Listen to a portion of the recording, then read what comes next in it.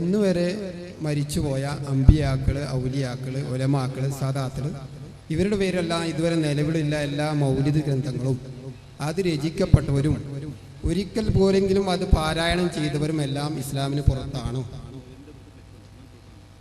പിന്നെ ഒന്നാമത്തെ ചോദ്യം. അങ്ങനെയാണെങ്കിൽ മരിച്ചുപോയവരെ കുറിച്ച് മദ്ഹ് പറയൽ എല്ലാം അനിസ്ലാമികമാണോ? രണ്ടാമത്തെ ചോദ്യം.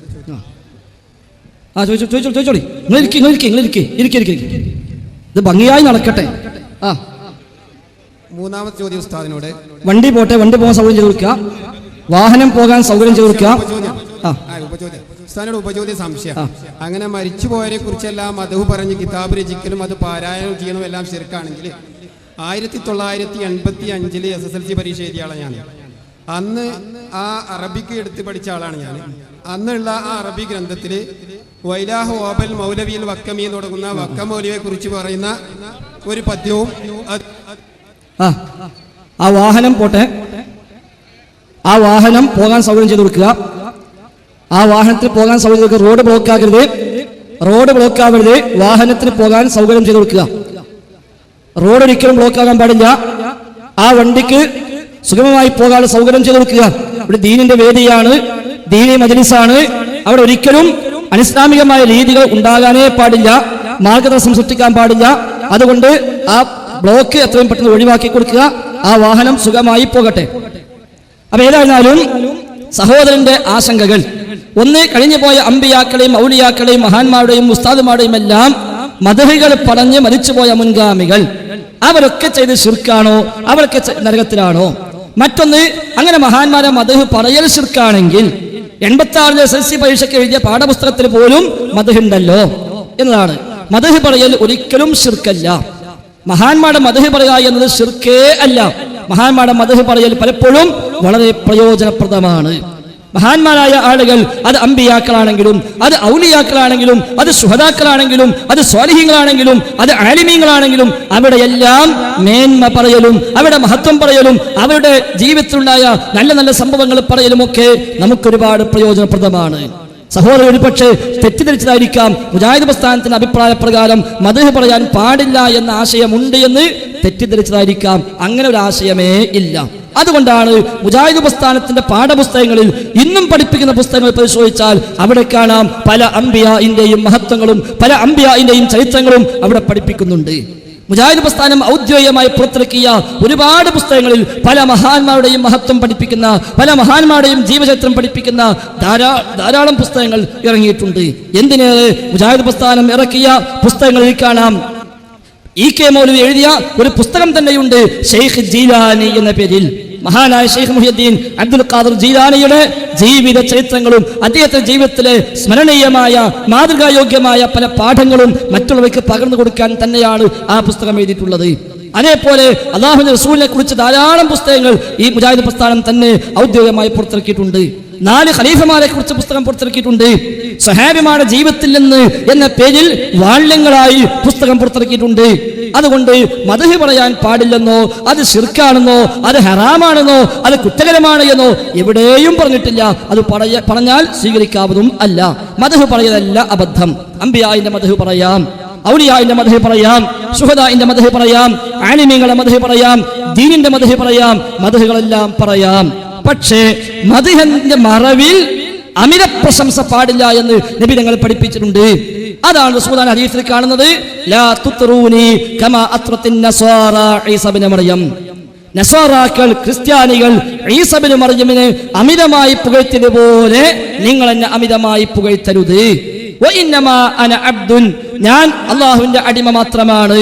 അതുകൊണ്ട് ഫഖൂലു, നിങ്ങൾ പറയേണ്ടത് അബ്ദുല്ലാഹി വറസൂലുഹു, അള്ളാഹിന്റെ അടിമയാണ്, അള്ളാഹിന്റെ റസൂലാണ് എന്നാണ് നിങ്ങൾ എന്നെ കുറിച്ച് പറയേണ്ടത്. അപ്പൊ അമിതമാകുമ്പോൾ അത് പാടില്ലെന്ന് പറയും.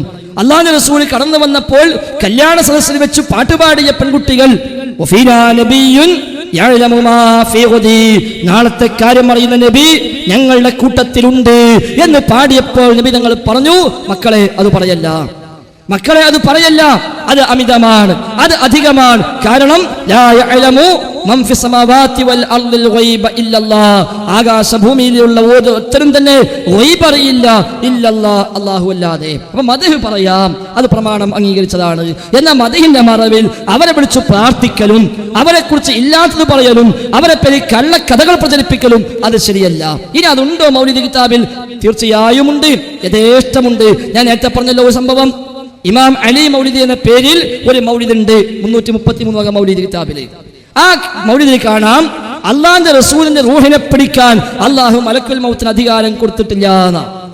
റസൂലിന്റെ റൂഹിനെ പിടിക്കാൻ മലക്കുൽ മൗത്തിന് അധികാരമില്ല. അതിൽ പറഞ്ഞ കഥയാണ്. ഇത് ഇസ്ലാമിന് വിരുദ്ധമാണ്, പ്രമാണ വിരുദ്ധമാണ്. മറ്റൊന്ന്, അള്ളാന്റെ റസൂൽ മിഅ്റാജ് യാത്ര പോയി, അങ്ങനെ ആകാശലോകത്തേക്ക് പോയി. അവിടെ ചെന്ന് ഉണ്ടായ ഒരുപാട് സംഭവങ്ങൾ വിവരിച്ച കൂട്ടത്തിൽ കാണാം അള്ളാന്റെ റസൂലിന് നേരെ ഒരു ഭക്ഷണത്തളിക നീണ്ടുവന്നു. അപ്പൊ നബി തങ്ങൾ പറഞ്ഞു, എന്റെ കൂടെ ഒരു അതിഥി ഇല്ലാതെ ഞാൻ ഈ കാലം വരെ ഭക്ഷണം കഴിച്ചിട്ടില്ല, അതുകൊണ്ട് കൂടെ കഴിക്കാൻ ആരെങ്കിലും വേണം. അപ്പോൾ ഒരു കൈ നീണ്ടുവന്നു. ആ കൈ നബി തങ്ങളുടെ കൂടെ ഭക്ഷണം ഇങ്ങനെ എടുത്തുകൊണ്ടിരുന്നു. അത് കഴിഞ്ഞ് അള്ളാഹുവിന്റെ റസൂൽ അങ്ങ് പോകുമ്പോൾ അർശിന് സമീപത്തെത്തിയപ്പോൾ അതാ ഒരു സിംഹം അള്ളാഹുവിന്റെ റസൂലിനെ നേരെ കടിച്ചു കീറാനായി ചാടി വീഴാനൊന്നു. റസൂൽ പേടിച്ചു പോയി. അങ്ങനെ അല്ലാഹു തആല നബിയെ വിളിച്ചിട്ട് പറഞ്ഞു, താങ്കൾ പേടിക്കേണ്ടതില്ല, താങ്കളുടെ കയ്യിലെ മോതിരമൂരി ആ സിംഹത്തിന്റെ വായിലേക്ക് ഇടുക. നബി തങ്ങൾ മോതിരമൂരി സിംഹത്തിന്റെ വായിലേക്ക് ഇട്ടു. അപ്പോൾ സിംഹം അപ്രത്യക്ഷമായി. അങ്ങനെ മിഅ്റാജ് യാത്ര കഴിഞ്ഞ് റസൂൽ മടങ്ങിയെത്തി.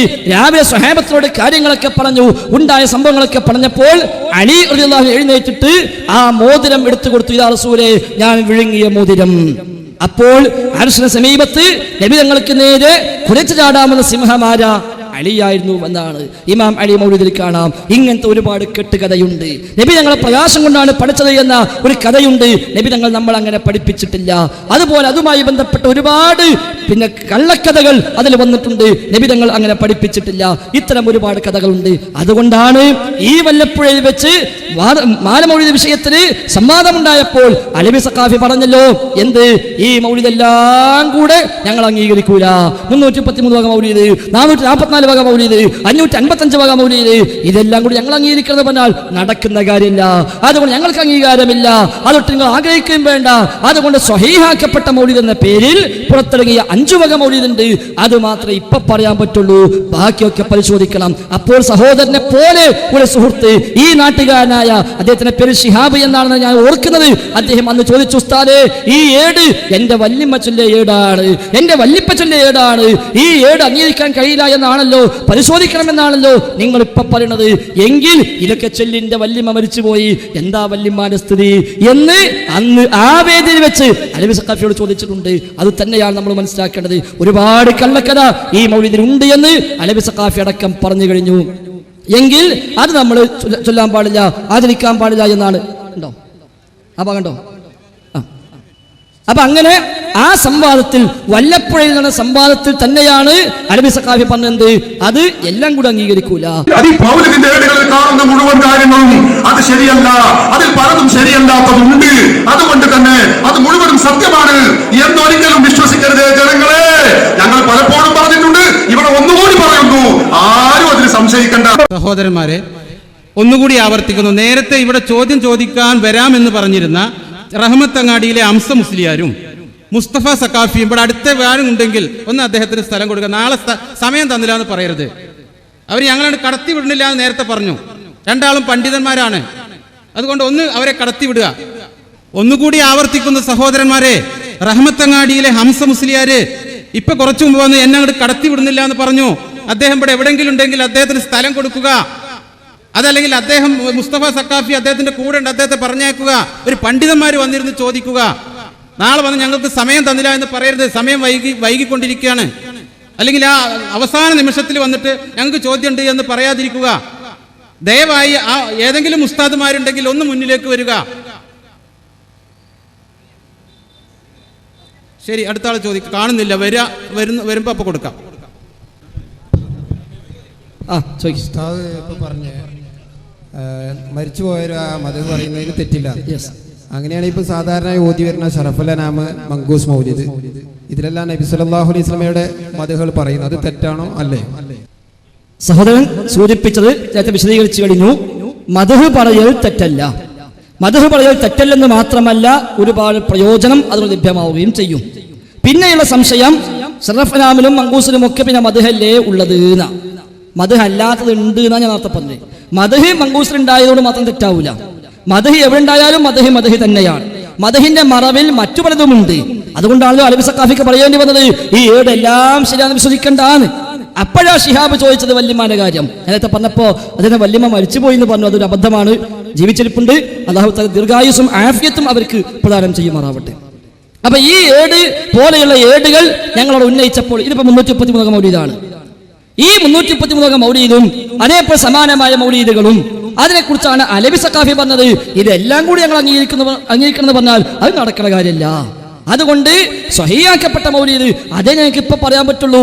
ബാക്കി പരിശോധിക്കണം എന്നാ. 4 റബീഉൽ അവ്വൽ കഴിഞ്ഞല്ലോ. ആ പരിശോധിക്കാൻ പോയിട്ട് ലാബിൽ നിന്ന് ഇതുവരെയും റിസൾട്ട് കിട്ടിയിട്ടില്ല. അത് കിട്ടുകയുമില്ല. മങ്കൂസിലാവട്ടെ, ഷറഫനാമിലാവട്ടെ, ജഅല മുഹമ്മദിലാവട്ടെ, ബർസഞ്ചിയിലാവട്ടെ, ഏത് മൗലിദാണെങ്കിലും ആ മൗലിദിൽ ഒരുപാട് കള്ളക്കഥയുണ്ട്. ഞാൻ ഉദാഹരണത്തെ പറഞ്ഞു. നബി പ്രകാശത്തിന്റെ കഥ മങ്കൂസിലുണ്ട്, ഷറഫനാമിലുണ്ട്, ജഅല മുഹമ്മദിലുണ്ട്, ബർസഞ്ചിയിലുണ്ട്. ആ കഥയാവട്ടെ നബിതങ്ങൾ പഠിപ്പിച്ച കഥയല്ല, സ്വഹീഹായി ഉദ്ധരിക്കപ്പെട്ട കഥയല്ല, സ്വീകാര്യോഗ്യമായ പരമ്പരയിൽ അത് വന്നിട്ടില്ല. അതുപോലെ ഒരുപാട് കഥകൾ നേരത്തെ ഞാൻ പറഞ്ഞല്ലോ. മിറാജിന്റെ യാത്രയുമായി ബന്ധപ്പെട്ടത്, നബി ഞങ്ങൾ റൂഹിനെ പഠിക്കുന്ന കാര്യം, ഇതൊക്കെ ഈ മൗലിദ് കിതാബിൽ സ്ഥാനം പിടിച്ചതാണ്. അതുകൊണ്ട് അതൊന്നും എന്തെല്ലാം ശരിയല്ല. അങ്ങനെ ഒരുപാട് സംഗതികളുണ്ട്. മദ്ഹിനല്ല കുഴപ്പം. മദ്ഹിന്റെ മറവിൽ അവരെ വിളിച്ചു പ്രാർത്ഥിക്കൽ ഇതിലുണ്ട്. മദ്ഹിന്റെ മറവിൽ അമിത പ്രശംസ ഇതിലുണ്ട്. മദ്ഹിന്റെ മറവിൽ ഇല്ലാത്ത കഥകൾ ഇതിലുണ്ട്. മദ്ഹിന്റെ മറവിൽ ഒരുപാട് ഷിയ ആശയങ്ങൾ ഇതിൽ കടന്നുകൂടിയിട്ടുണ്ട്. അതുകൊണ്ടൊക്കെ ഇത് പാടില്ല എന്ന് പറഞ്ഞത്. അതുകൊണ്ട് തന്നെയാണ്, അത് ബോധ്യമുള്ളത് കൊണ്ട് തന്നെയാണ് അലവി സഖാഫിക്ക് പറയേണ്ടി വന്നത് 5 വക മൗലിദ് സ്വഹീഹാക്കപ്പെട്ട മൗലിദ് അതേ ഇപ്പൊ ഉറപ്പിച്ച് പറയാൻ പറ്റുള്ളൂ. എന്നാ ഈ കെ സുന്നിയാൾ പറഞ്ഞു, ഞങ്ങൾക്കത് ബാധകമല്ല, ഞങ്ങൾ അതിനപ്പുറം സ്വീകരിക്കും. സംസ്ഥാന സുന്നിയാൾ പറഞ്ഞു മൗലീദിന്റെ ചട്ടം എഴുതി വെച്ചത് വരെ ശരിയാണ് എന്ന് അവരും പറഞ്ഞു. അപ്പൊ ഏതായാലും അലവി സഖാഫിക്ക് ഉറപ്പുണ്ട് ഇതെല്ലാം കൂടി നമുക്ക് അംഗീകരിക്കാൻ കഴിയില്ല. ഒരുപാട് അബദ്ധമുണ്ടെന്ന് ഉറപ്പുണ്ട്. അതേ നമ്മളും പറഞ്ഞിട്ടുള്ളൂ, മറ്റൊന്നുമില്ല.